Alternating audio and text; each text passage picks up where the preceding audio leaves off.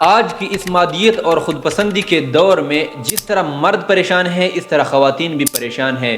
جس طرح مرد حلال اور حرام کو نہیں دیکھتے ہیں، وہ لگے ہوئے ہیں کہ کسی طریقے سے بھی وہ پیسہ کما لوں۔ بعض اوقات خواتین بھی بہت مجبور ہو جاتی ہیں، وہ بھی پھر حلال اور حرام کو نہیں دیکھتی ہیں اور غلط طریقے اور غلط راستے پر لگ جاتی ہیں۔ یہ تصویر جو آپ دیکھ رہے ہو یہ ایک خاتون کی ہے جو اپنے جیلی فراڈی پیر کے سامنے بیٹھی ہوئی ہیں اور اپنے آپ کو ننگا کیا ہوا ہے۔ اپنے آپ کو ننگا کیوں کیا ہے؟ صرف اور صرف اس بنیاد پر ننگا کیا ہوا ہے کہ میرا شوہر، میرا خاوند میری محبت کے جال میں پھنس جائے، وہ میرے تابع ہو جائے، میں جو بھی بات ان سے کہوں وہ فوراً کہ فوراً میری بات مان جائے۔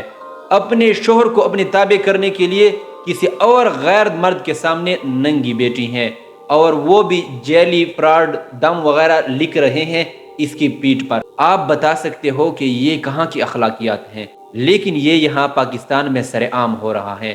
صبح جب میں مدرسے میں جاتا ہوں میں دیکھ رہا ہوتا ہوں، یہاں اس شہر کی بات کر رہا ہوں کہ خواتین کی لائنیں لگی ہوتی ہیں جیلی اور فراڈی پیروں کے سامنے۔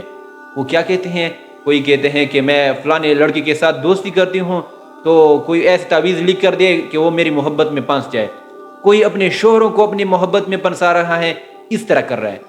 لیکن جو خواتین اس راستے پر لگی ہیں، خدا کی قسم سوائے اپنے گھر اجاڑنے کی کوئی اور کام نہیں کر رہی ہے۔ جتنے خواتین، جتنے عورتوں نے یہ تعویذ دم وغیرہ کرائے ہیں، شوہر تو ان کے تابع ہو جاتے ہیں، 90% وہ ناکام ہو جاتے ہیں اور 10% وہ کامیاب ہو جاتی ہیں، اور وہ 10% خواتین بھی 1 سال کے بعد، 1.5-2 سال کے بعد ان کے گھر ایسے اجڑ جاتے ہیں کہ پورے محلے والے ان کی تماشا کرتے ہیں، ایسے اللہ تعالیٰ ان کو برباد کر لیتے ہیں۔ یہ تو بالکل سراسر غیر اخلاقی کام ہے۔ لیکن جہاں تک بات ہے کہ خواتین کو اس منزل تک، اس غیر اخلاقی جگہ تک نوبت کیوں آتی ہیں، یہ سب سے بڑی وجہ یہ ہے کہ اپنے شوہر کے سامنے بناؤ سنگار نہیں کرتی ہیں۔ بھائی جب آپ پیر کے پاس جا رہے ہو یا بازار جا رہے ہو تو بناؤ سنگار تو ہے، لیکن جب شوہر گھر میں آتے ہیں تو اس وقت بناؤ سنگار نہیں ہے۔